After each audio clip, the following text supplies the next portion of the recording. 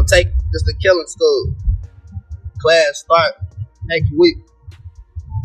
We gotta at least have two. Lil Jeff wasn't just rapping about violence, he was living it, unfiltered and unapologetic. From bragging about bodies in his diss track FTO to mocking fallen rivals without a hint of remorse, his reputation as one of the most ruthless figures in the streets only grew. He turned real-life violence into entertainment, laughing about murders on Instagram as if they were jokes. And if that wasn't enough, he took things even further, gunning down 2 high school students and still finding humor in it online. Cold-blooded, unfiltered, absolutely savage. One of his most ruthless acts was the targeted hit on Lil Gutta. Lil Jeff lived by a single rule: strike first and make it brutal. Of all the things he did, this one stood out: a broad daylight execution, carried out without hesitation.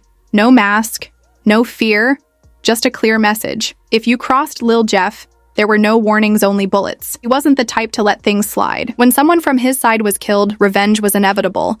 And on May 13th, 2021, he delivered it. It was a regular afternoon near East 79th Street in Chicago. The streets were busy, cars moving, people chatting, stores full of customers. No one knew a killing was about to happen. Lil Jeff had been keeping an eye on Lil Gutta, real name Ronnie L. Sizdrunk Jr., for a while. Gutta moved through the city like he had no enemies, unaware that his name had already been linked to a CRW murder a month earlier. Whether or not he was actually involved didn't matter. What mattered was that Jeff believed he was. Jeff was patient. He wasn't reckless. He waited for the right moment. Gutta had just stepped out of a store, distracted by his phone, completely unaware of what was coming. Then bang. The first shot hit his chest, making his body jerk as his phone fell to the ground. Before he could react, another shot, then another. Every bullet was meant to make sure he wasn't getting back up. People screamed, some ducked, others ran. But Jeff didn't panic. He didn't sprint away. He simply walked off, blending into the crowd like nothing had happened. By the time police arrived, Gutta was already dead. Witnesses had seen everything, but no one dared to talk. The streets knew who was responsible, but silence was the rule. A daytime hit like this was enough to send whispers through the city. But Jeff didn't stop there. He took his savagery to the mic and turned 7 bodies into lyrics. The drill scene had always been known for bold lyrics and street talk, but in March 2024, a song dropped that blurred the line between music and confession. The track was called FTO, and as soon as it hit the streets, it became one of the most talked about songs of the year. Lil Jeff and Vert had been teasing the release for weeks, and when it finally dropped, the energy was violent, raw, and reckless. The lyrics had no filter. Jeff rapped about taking 7 lives like it was nothing. Lil Jeff wasn't just rapping about bodies, he was bragging like they were trophies. His delivery was too specific, too detailed, making people question whether he had actually done everything he claimed. But one line in FTO stood out more than anything else. Jeff directly called out Leal by name, mocking his death with the line, "Leal dumb in a pack, we smoke him." This wasn't just a disrespectful lyric, it was an open celebration of someone's murder. And that wasn't the only part of the song that got people talking. Another verse took aim at his former friends, the ones who had once been close but were now his enemies. He even rapped about how his crew had unleashed so much gunfire on Rads Avenue that their rivals had no choice but to shut down their drug operations. If true, this meant his side hadn't just taken lives, they had taken over entire trap spots, forcing their enemies to flee. The song spread like wildfire, blaring from cars, blasting at parties, and being dissected in drill forums. Some people argued that Jeff was exaggerating, while others believed he had really claimed 7 bodies. No matter what the truth was, one thing was clear: Jeff wasn't afraid of what he said or who heard it. His reputation for self-snitching had already been growing, but FTO took it to another level. Was Jeff inflating his numbers, or was he really keeping score? That question didn't last long. His next move made it clear that when Jeff rapped about murder, it wasn't fiction. Gets revenge for Z Money by killing Lil Pooh. Lil Jeff had been waiting for the perfect moment, and when the time came, he made sure it was merciless. The death of Z Money had left a wound that only blood could close. In March 2023, Jeff set his sights on Lil Pooh. Pooh, real name Pierre Boozer Jr., had been moving as if nothing had changed. He still hung out in familiar places, laughed with his people, and acted like his name wasn't being whispered in the streets. But Jeff had already decided Pooh wasn't going to see the summer. The plan was put in motion days before. Jeff didn't move recklessly. He wasn't the type to roll up and start spraying bullets at random. Instead, he let Pooh's own routine work against him. Through mutual connections, he spread word that a certain block was safe again. knowing Pooh would hear it. Pooh took the bait. Hat night, the trap was set. Pooh pulled into the driveway of his home, the same place he returned to every night. He stepped out of his car, nodding at someone he recognized. The night was quiet. The distant hum of the city the only background noise. Everything seemed normal. Then the lights in the lot flickered just for a second, barely noticeable. But in that brief moment of distraction, a figure moved out of the shadows. Bang. The first shot hit Pooh in the leg. He dropped to the ground, clutching his knee, trying to crawl toward his house. He didn't make it. More shots followed, fast, unrelenting. The last one struck him in the back of the head, leaving him face down on the pavement. A car engine roared. Tires screeched. The shooter was gone. Witnesses stood frozen.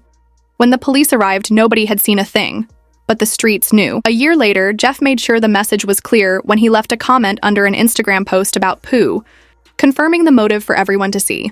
Disrespecting Z Money came with consequences. Just days before his own death, a leaked song from Lil Jeff surfaced in which he rapped about hiding in the grass, waiting to strike, describing the exact way Lil Pooh had been ambushed. Most would have laid low after taking out an enemy. But Jeff wasn't done proving himself. His next move came quickly, and this time it was from a moving car. Orders a drive-by on Black Lil Jeff had made plenty of enemies, and when things got serious, he never hesitated to eliminate them. In March 2022, the streets were buzzing about a drive-by shooting. The target? Roger Lewis, known as Black, a 33-year-old OG, respected in his area.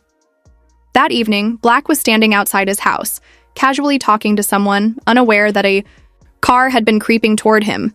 The backseat window was cracked just enough for someone inside to get a clear shot. The car slowed down. A brief pause. Then gunfire.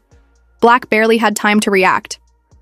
Bullets tore through his body before he could turn. He collapsed onto the sidewalk as the car sped off into the night. The neighborhood went silent.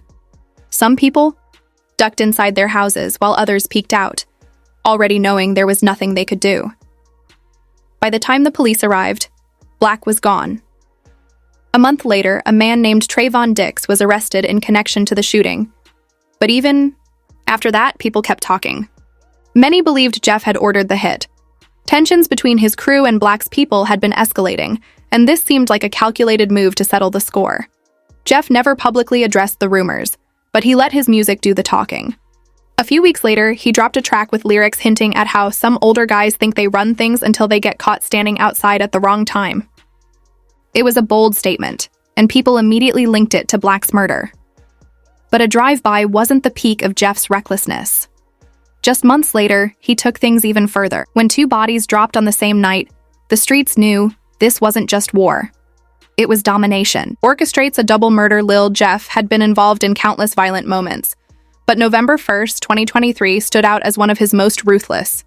2 lives were taken that night in what many believed was a calculated execution. The targets were Denardo Buford, known as Lil Deuce, and Desiree McGee, known as D-Money. The two friends had been sitting in a parked car on South Dorchester Avenue, probably thinking it was just another ordinary night. Maybe they were talking, scrolling through their phones, or just passing time completely unaware they were being watched. A black SUV had been circling the area.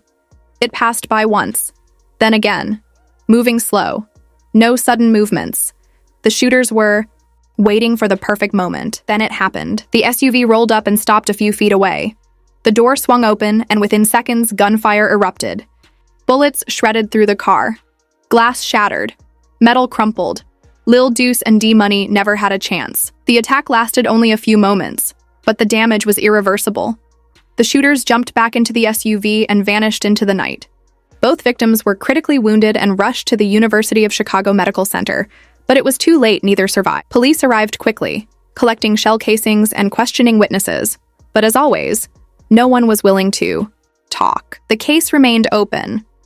No charges were ever filed against Jeff. Still, the streets had their own way of confirming things. In March 2024, Jeff posted a cryptic Instagram story, just a few emojis, but everyone knew what it meant. One of the names on his list was clearly connected to D-Money's murder. You'd think after a double homicide, Jeff would have gone silent. But he didn't. He just kept pushing the limits until he finally ran out of time. Admits to murder in his song.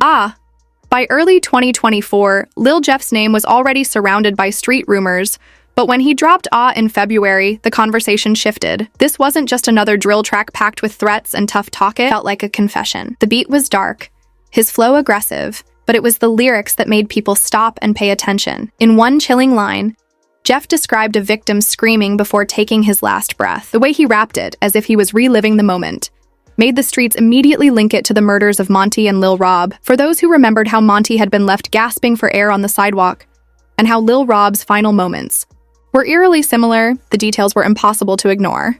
Within hours of its release, the internet caught fire. Reddit threads broke down the lyrics, matching them to real-life events. Drill forums erupted with debates. Was Jeff just making music?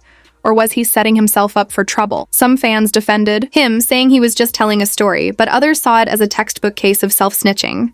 This wasn't the first time Jeff had been suspected of putting real murders in his songs, but Ah took it to another level. It wasn't just about who got hit or where it happened this time, it was about how they died, what they said in their last moments, and how Jeff felt watching it happen. He never responded to the accusations. He never clarified the meaning, but he didn't have to. The damage was already done. Rapping about bodies is one thing, but saying it live, that's something only someone who truly doesn't fear death would do. And Jeff? He laughed while updating his body count. Updates his body count to 10 on Instagram Live. The energy on Instagram was different. On the night of May 13th, 2024, thousands of people tuned in, waiting to see what Lil Jeff would say next.